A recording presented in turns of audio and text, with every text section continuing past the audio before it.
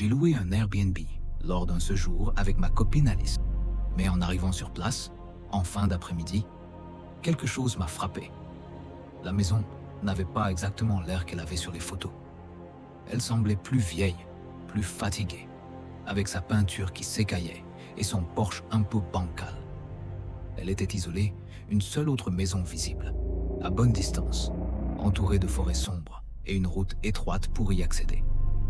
Rien qu'en sortant de la voiture, j'ai senti cette drôle de tension me traverser.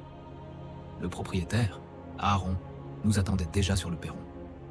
Grand, mais légèrement voûté, la cinquantaine bien tassée, les cheveux gris tirés sur le crâne, chemise à carreaux impeccable rentrée dans son jean. Son sourire était poli, mais froid. Le genre de sourire trop travaillé pour être sincère, comme un masque qui ne touche pas les yeux. Et ses yeux, justement, semblaient nous évaluer plus qu'il ne nous saluait. Sa voix était amicale, mais ferme, presque autoritaire. Il nous a fait visiter. Dans le couloir, ça sentait la poussière et quelque chose de sucré, comme de la cire fondue. Sauf qu'il n'y avait aucune bougie en vue. Le salon avait un vieux canapé, face à une télé ancienne. La cuisine, propre, mais datée. À l'étage, une chambre unique. Grand lit, sous un ventilateur de plafond. Petite commode surmontée d'un miroir. Puis, Aaron s'est arrêté, devant une porte près de la cuisine. Une porte avec un lourd cadenas. Il l'a tapoté du doigt, avant de nous dire, d'un ton bien plus sec, que cette pièce était interdite. C'est mon espace de stockage. Vous n'avez aucune raison d'y descendre. Pas de sourire cette fois. Juste cette phrase, nette, presque menaçante. Il a ensuite terminé la visite, nous a indiqué où trouver les serviettes, nous a souhaité un bon séjour et est sorti. Alice et moi avons déballé nos affaires, préparé du thé, puis nous nous sommes assis sur le porche. Il n'y avait que le chant des grillons et, de temps en temps, un bruissement dans les arbres. C'était si calme que c'en était presque pesant. Quand on s'est mis au lit, le silence était total. Pas de circulation, pas de bruit lointain. Juste ce silence absolu. Et quelque part, après minuit, j'ai cru entendre un bruit sourd et étouffé, venu d'en dessous. La première nuit, ce bruit sourd n'était revenu qu'une fois. Et je m'étais dit que ce n'était rien, la maison qui travaille. Un vieux plancher qui craque. Rien d'alarmant. Le lendemain matin, tout semblait normal. Petit déj en ville, quelques boutiques, déjeuner avec la sœur d'Alice. On était resté dehors jusqu'à la tombée de la nuit, avant de rentrer pour dîner et lancer un film. Mais vers 2 heures du matin, je me suis réveillé pour aller aux toilettes. Et en remontant l'escalier, je me suis figé.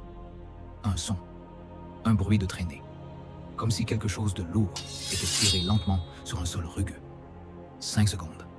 Silence. Puis, ça recommence.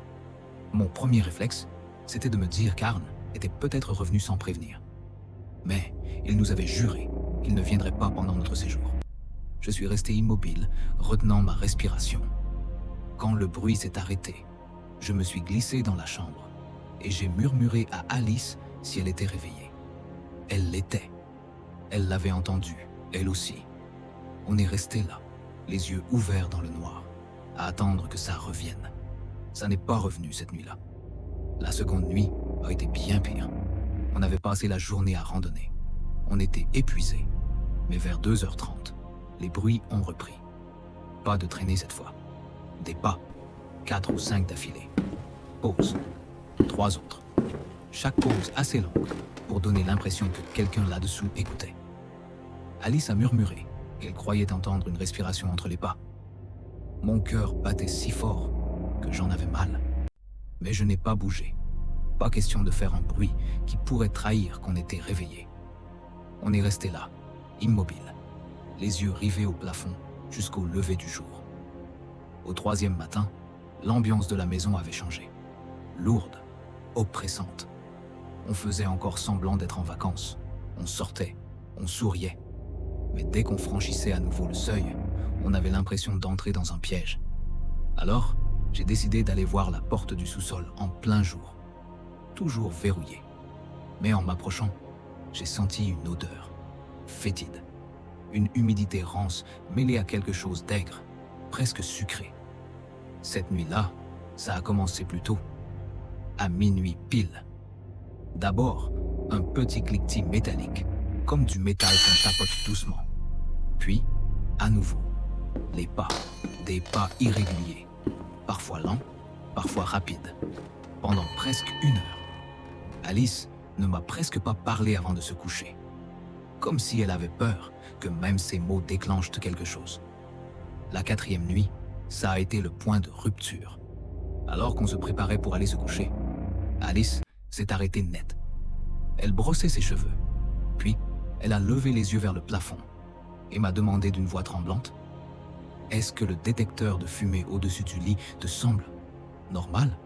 Au début, je n'ai rien vu d'étrange. Mais je suis monté sur le lit pour regarder de plus près. Et là, je l'ai vu. Une petite tache ronde et noire, brillante, parfaitement centrée sur le plastique. Un frisson m'a parcouru l'échine. J'ai attrapé une chaise. J'ai dévissé le détecteur. Et à l'intérieur, il y avait une micro-caméra à pile, voyant vert allumé. Alice est restée assise sur le lit, blanche comme un linge, pendant que je fouillais le reste de la pièce. Et j'en ai trouvé une autre, un minuscule objectif qui dépassait du mur, près du miroir de la commode, pointé directement sur le lit. Là, c'en était trop. Plus un mot. On a fourré nos affaires dans nos sacs, sans même plier quoi que ce soit. Et on a quitté la maison à toute vitesse, sans prévenir le propriétaire. À la première station-service, on a appelé la police. 2 officiers nous ont rejoints. On leur a tout raconté. Les bruits, les caméras, le sous-sol verrouillé. Ils nous ont suivis jusqu'à la maison. La porte d'entrée était déverrouillée techniquement. On y avait encore droit, puisqu'on avait payé 4 nuits. À l'intérieur, les policiers ont saisi les preuves. Les caméras, les cartes mémoire, tout ce qu'ils pouvaient trouver.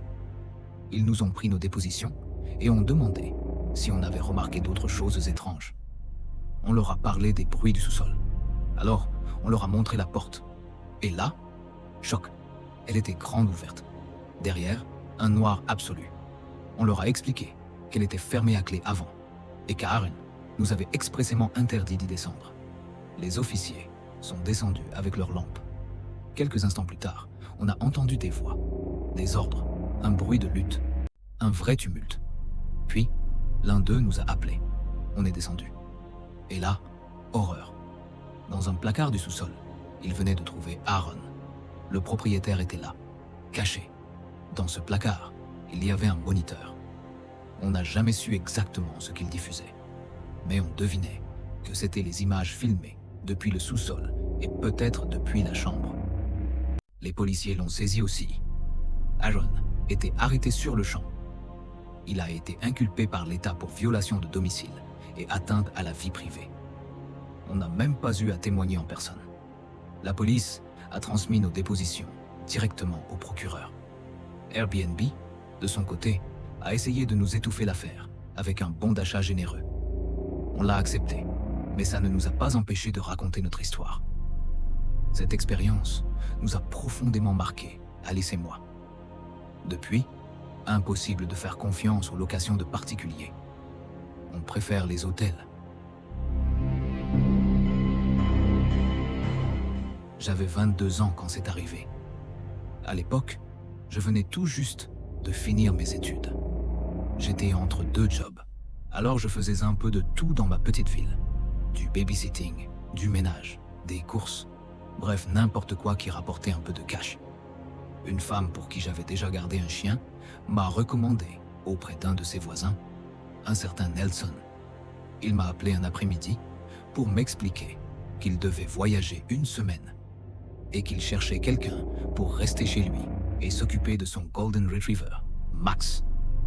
Il m'a précisé que Max était un chien anxieux et qu'il se comportait mieux si quelqu'un dormait sur place plutôt que de passer simplement lui donner à manger. Et puis, la paye était plus élevée que d'habitude. Alors j'ai accepté. 2 jours plus tard, j'ai rencontré Nelson. La quarantaine bien entamée, grand, des lunettes fines en métal, une veste coupe-vent. Rien d'étrange à première vue. Peut-être un peu trop amical, mais pas au point de mettre mal à l'aise. Sa maison était en bordure de ville, un peu isolée, entouré de bois. L'intérieur était joli, mais daté. Tapis beige, rideaux à fleurs. On se serait cru bloqué au début des années 2000. Nelson m'a fait le tour du propriétaire. Les horaires pour sortir max ou trouver la clé de secours, ce que je pouvais me servir dans le frigo. Il m'a indiqué que je pouvais dormir dans la chambre d'amis, au rez-de-chaussée, juste à côté du salon. J'ai commencé le lundi. Les 2 premières nuits, tout s'est déroulé normalement. Je regardais la télé dans le salon. Je sortais Max faire sa promenade du soir. Puis, je dormais dans la chambre d'amis, avec lui, roulé en boule au pied du lit. C'est à la 3e nuit que tout a basculé. J'étais assis sur le lit, à scroller sur mon téléphone, quand j'ai remarqué un détail étrange. Sur la commode, en face du lit, à côté d'une petite lampe, il y avait un réveil digital. Je me souviens m'être dit qu'il ne collait pas du tout avec le reste de la pièce. C'était un modèle récent, en plastique noir. Tout le reste de la chambre, par contre, paraissait figé 15 ans en arrière. Je ne sais pas ce qui m'a poussé à le regarder de plus près. Peut-être la façon dont la lumière de la lampe se reflétait dessus. Mais, en me penchant un peu, j'ai remarqué quelque chose. Un minuscule trou noir, parfaitement rond, juste au-dessus des chiffres. Au début, j'ai pensé que c'était un capteur. Mais l'angle m'a glacé. Le minuscule trou était braqué directement sur le lit. Mon estomac s'est noué. J'avais déjà lu des histoires de caméras cachées dans des réveils, mais jamais je n'en avais vu en vrai. Mon esprit s'est emballé. J'ai pris l'objet dans mes mains. Il était plus lourd que prévu, et j'ai entendu un faible bourdonnement, comme celui d'un minuscule ventilateur. Je l'ai tourné face à moi, et j'ai fixé ce trou noir. C'est alors que Max, couché près de la porte, a dressé la tête et s'est mis à gémir. Un bruit est venu de l'intérieur de la maison, pas de l'entrée. Plus loin, dans les profondeurs du couloir. Le bruit net d'une porte qui se referme. Chaque poil de mon corps s'est hérissé. Nelson n'était pas censé revenir avant dimanche, et nous n'étions que mercredi soir. Je suis resté figé, le réveil à la main, le cœur battant si fort qu'il me faisait mal. Puis, des pas, lents, étouffés par la moquette du couloir, qui se rapprochait. J'ai reposé précipitamment le réveil, et j'ai couru verrouiller la porte de la chambre, au moment même où les pas s'arrêtaient juste derrière. La voix de Nelson s'est alors élevée, calme, mais haletante.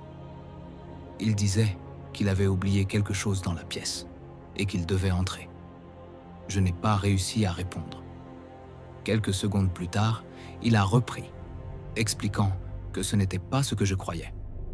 Selon lui, ce réveil était un capteur de mouvement pour le chien, et il n'avait pas voulu m'effrayer en me le mentionnant plus tôt. J'ai reculé, une main plaquée contre ma bouche. Sa voix se voulait rassurante, mais elle sonnait faux. Il m'a demandé d'ouvrir, d'en parler, comme des adultes. Mais comme je ne bougeais pas, ses coups se sont fait plus violents. Le calme a disparu.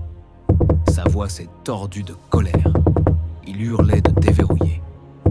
Max, de l'autre côté, s'est mis à aboyer furieusement, grattant la porte, ce qui semblait rendre Craig encore plus agressif. J'ai jeté un regard vers la fenêtre. Elle était assez basse pour que je puisse m'y faufiler, mais fermée à clé. Mes mains tremblaient tellement que j'ai dû m'y reprendre à 3 reprises avant de réussir à faire sauter le loquet. Derrière moi, Nelson tambourinait comme un fou, menaçant maintenant de prendre la clé de secours, de prévenir la police et de dire que j'avais cambriolé sa maison. Je n'ai pas attendu la suite.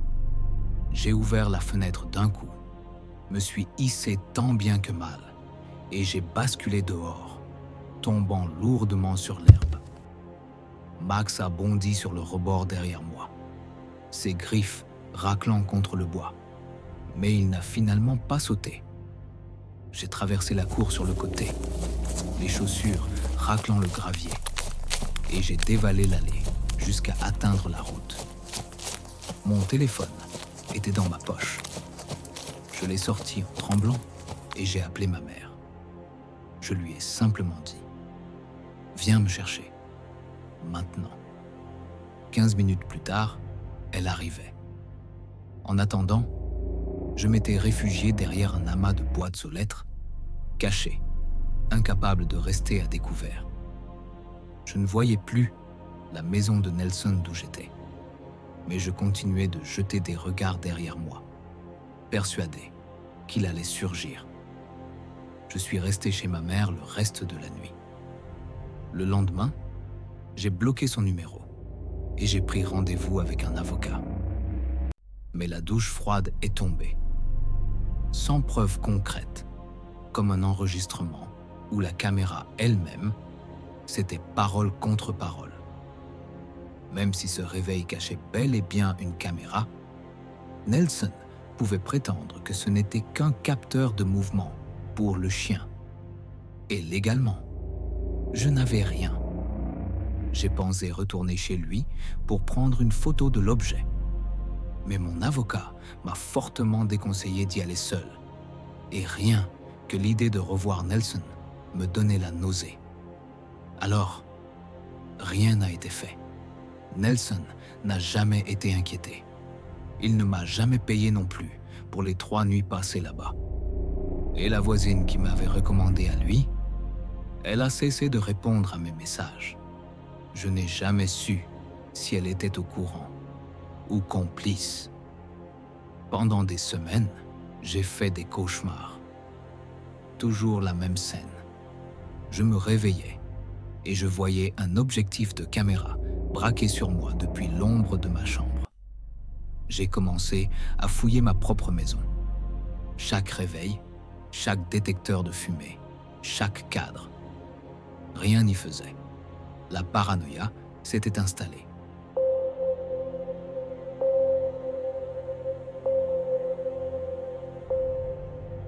Mon nom est Matthew. Et ce que je vais vous raconter s'est passé il y a environ 1 semaine. J'habite un appartement, 2 chambres avec mon colocataire, Fred. Je ne le connaissais pas avant d'emménager. On s'est rencontrés via un groupe Facebook de logement. Il avait l'air normal. Calme, poli, un peu maladroit. Mais je me suis dit que ce serait parfait. Je ne cherchais pas un ami, juste quelqu'un de responsable qui paie sa part et ne saccage pas l'appartement. Les 2 premiers mois, tout allait bien. On avait des horaires inversés. Moi, un 9h à 17h de bureau. Lui, un poste de nuit dans un entrepôt. Du coup, je le voyais à peine. Quand je partais le matin, sa porte était fermée. Quand je rentrais le soir, il était déjà parti. On se croisait 1 ou 2 fois par semaine. Quelques mots dans la cuisine, rien de plus. Et puis, des détails ont commencé à me déranger. La première fois, je suis rentré tard et j'ai vu la porte de mon placard ouverte. Je la ferme toujours. Je déteste voir mes vêtements dépassés. J'ai pensé que j'avais dû oublier. Quelques jours plus tard, c'était ma chaise de bureau, tournée légèrement vers le lit. Je ne la mets jamais comme ça. Encore une fois, j'ai voulu croire que j'avais bougé sans m'en rendre compte. Mais à chaque fois, j'avais cette sensation dans le ventre, comme si quelqu'un était entré dans ma chambre en mon absence. Un samedi matin, je faisais le ménage. Je passais les étagères au chiffon, enlevais la poussière, et je me suis attaqué à la fenêtre. C'est là que je l'ai vu. Dans le coin, là où le mur rejoint le plafond, il y avait un petit point noir. Au début, je me suis dit que c'était peut-être une vis ou un petit trou dans le mur. Mais en m'approchant, je me suis figé. C'était une toute petite caméra, sans fil, pointée directement sur mon lit. Mes mains ont commencé à trembler quand je l'ai décrochée du mur. Elle n'était même pas bien cachée, juste collée avec un petit morceau d'adhésif. Il y avait un emplacement pour une carte mémoire. Mais il n'y avait rien. Je suis resté là, figé, la caméra dans la main, le cœur battant à tout rompre. J'ai repensé à toutes les nuits passées ici, à dormir, à me changer, à être intime avec des femmes. La seule personne qui pouvait l'avoir mise là, c'était Fred. Lui seul avait accès à ma chambre. Et à ce moment-là, il n'était pas là. Sa porte était fermée. L'appartement silencieux. Je suis resté dans le couloir, à fixer sa porte, le cœur battant. Je me suis dit de ne pas le faire. Mais la curiosité a gagné. J'ai tourné doucement la poignée et ouvert la porte. Sa chambre sentait le renfermé. L'odeur de vieux plats et de linge sale. Les stores étaient au TPC. La pièce plongeait dans l'obscurité, malgré le soleil de midi. Son lit était en désordre. Son bureau couvert de papiers, de courriers non ouverts et de pièces de monnaie. J'ai fouillé un peu, m'attendant à trouver peut-être une autre caméra ou des enregistrements sur son ordinateur. Mais rien, juste une pièce en désordre. J'ai refermé la porte et suis retourné dans ma chambre. Mais cette sensation de malaise ne me quittait pas. Alors, j'ai décidé de le tester. J'ai caché la caméra dans le tiroir de ma table de nuit, sous quelques chaussettes. Mon plan était simple. Si Fred venait la chercher, je saurais que c'était lui. 2 nuits sont passées. Rien. Je me sentais toujours tendu. Mais j'ai commencé à me dire que je me faisais peut-être des idées. Puis, la 3e nuit, je me suis réveillé vers 3 heures du matin. Au début, je n'ai pas compris pourquoi. Puis, j'ai entendu ce bruit. C'était un bruit doux, comme du bois qui glisse contre du bois. Puis, j'ai réalisé que ça venait de tout près de moi, de mon tiroir de table de nuit. J'ai entrouvert les yeux, en faisant semblant de dormir. Dans la faible lumière filtrant à travers les stores, j'ai vu une silhouette. C'était Fred. Il était dans ma chambre, penché sur ma table de nuit, en train de fouiller exactement dans le tiroir où j'avais caché la caméra. Ma poitrine s'est serrée. Mon cœur battait si fort que j'étais sûr qu'il pouvait l'entendre. Je suis resté immobile, sans savoir quoi faire. Et là, il s'est arrêté. Il s'est figé net. Et il est resté debout, immobile. Puis, lentement, il a tourné la tête vers mon lit. Il me regardait droit dans les yeux. Pendant 1 seconde, j'ai cru qu'il n'était pas sûr que je sois réveillé. Mais il a parlé. Il m'a dit qu'il savait que j'étais réveillé. Un frisson glacé m'a parcouru l'échine quand il a prononcé ces mots. Puis, il m'a demandé ce que j'avais fait avec ça. Alors, je me suis redressé d'un coup, la peur se transformant en colère. Je lui ai demandé pourquoi il avait mis une caméra dans ma chambre. Il m'a fixé et il m'a dit que c'était parce qu'il pensait que je lui volais des affaires. Je lui ai dit que c'était ridicule, que ça n'avait aucun sens. Je lui ai dit qu'il avait pointé la caméra sur mon lit et que c'était l'une des choses les plus malsaines que j'ai jamais vues. Il a essayé de me convaincre qu'il voulait seulement une preuve. Mais je n'y ai pas cru. Je lui ai dit qu'il mentait et qu'il m'espionnait. On a commencé à crier l'un sur l'autre. Il répétait que je faisais une montagne de rien. Je lui ai dit que j'allais prévenir le propriétaire et peut-être même la police. Ma voix tremblait à la fois de peur et de rage. Finalement, j'ai ouvert le tiroir d'un geste. J'ai saisi la caméra et je l'ai brandie. Je lui ai dit que c'était la preuve et qu'il ne la reverrait jamais. Je suis sorti de ma chambre, j'ai traversé la cuisine et j'ai balancé la caméra directement à la poubelle, pensant l'avoir cassée. Je lui ai dit de rester hors de ma chambre et que le lendemain, je raconterais tout au propriétaire. Fred est resté dans le couloir, les poings serrés, à me fixer avec une expression vide. Puis, il a tourné les talons et est rentré dans sa chambre, sans dire un mot. Je n'ai pas fermé l'œil du reste de la nuit. Je suis resté assis sur le canapé, la télé allumée, juste pour avoir du bruit. Trop effrayé qu'il puisse revenir dans ma chambre. Chaque petit bruit dans l'appartement me faisait sursauter. Quand le soleil s'est enfin levé, je suis allé vérifier la poubelle. La caméra avait disparu. Ça fait maintenant 1 semaine. J'ai raconté ce qui s'est passé au propriétaire. Il m'a dit qu'il allait s'en occuper. Mais pour l'instant, rien n'a été fait. Fred vit toujours ici. On ne se parle plus. Mais la façon dont il me regarde quand on se croise me donne la chair de poule. C'est comme s'il attendait que je dise ou fasse quelque chose.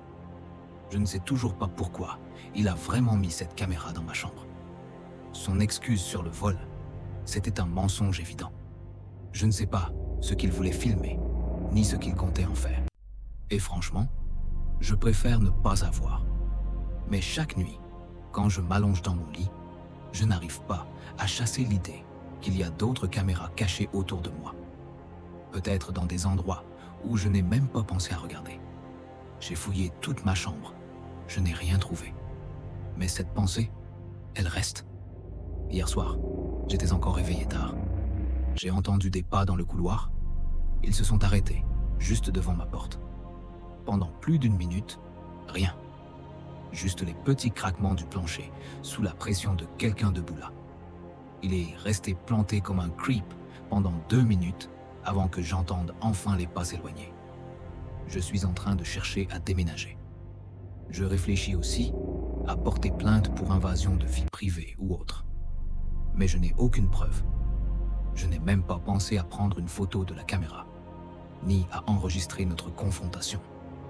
Je n'ai aucun message de lui avouant l'avoir mise là. Littéralement rien. Alors, souhaitez-moi bonne chance. Parce que je ne sais pas comment tout ça va se terminer.